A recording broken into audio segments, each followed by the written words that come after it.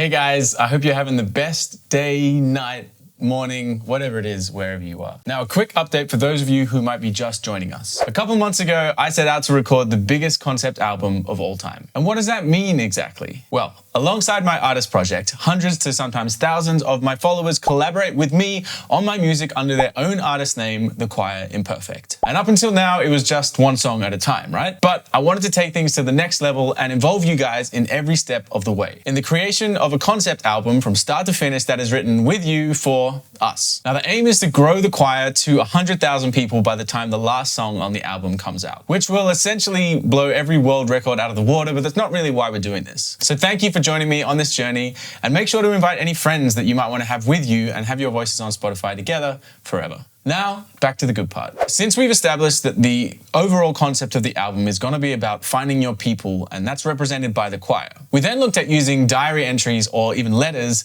as a way of telling the stories of different people, even across different generations. And after that, I asked you guys to send me stories of the most emotionally significant moments in your life, whatever that may be. So then we can start to put together a timeline of important events that'll be represented by the songs, and that'll dictate the journey that the album takes us on. Now, to say that it's been a pleasure to read through all your submissions would be a lie, because a lot of them are very heavy and people have taken the opportunity to be vulnerable and brave in sharing some pretty dark moments of their lives. However, it's been a huge privilege, and I'm extremely proud of the people that have taken this as an opportunity to maybe share some darker or more personal stories and see it as important that these stories are shared so that they can be out there for other people to relate to, maybe people who haven't got through this period yet. I think that's one of the most beautiful things about this project. So thank you guys, first of all, for trusting me with those stories, and thank you guys for being, brave enough to share them. Now, tragically, and maybe to be expected, but the overwhelming majority of these stories were about loss. Whether that's the loss of a loved one or a relative or a friend, it definitely came up time and time again, it's no surprise. These are moments that really shape who you are. Now, behind that, we had lots and lots of stories about love, which is probably to be expected again, both positive and negative, maybe more so negative. These are the stories that really stay with you and kind of linger, I think.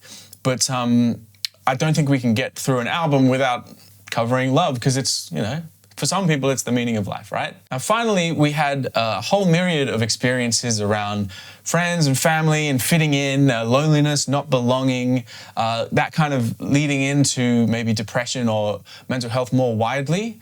And I think that kind of comes nicely under the banner of like finding your people, finding your home in this life. So there were kind of three main chunks of topics, right? So I've come up with a plan, and I want to get your feedback on this, but I think it might help. What if we split the album into 3 acts? And act 1, 2, and 3 would essentially be in that order. So we have loss, then love, and then, for lack of a better, more encompassing word, home. Now, this excites me for a number of reasons, not in the least because the idea of breaking this project down into bite-sized chunks makes it feel less intimidating. As someone who always struggled with like big assignments at school and stuff like that, I think having a smaller sections to work on is helpful.